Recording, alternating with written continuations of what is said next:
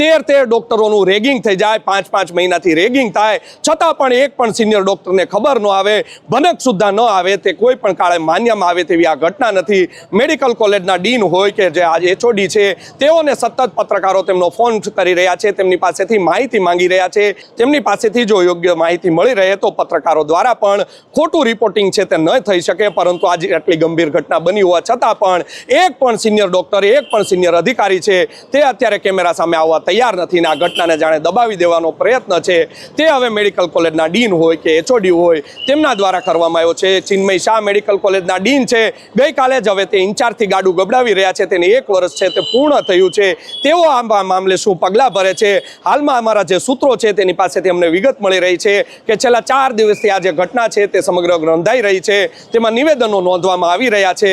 તેમાં અત્યારે રેગિંગ કમિટીની જે સ્કોડ છે તે હવે તપાસ કરી રહી છે અને તપાસ બાદ રેગિંગ કમિટીની મીટિંગ છે તે બોલાવવામાં આવશે અને આ જે 6 ડોક્ટરો ઉપર આક્ષેપ લાગ્યા છે તેમની સામે કેવા પ્રકારના હવે પગલાં ભરવામાં આવે છે તે તો આવનારો સમય જ કહેશે।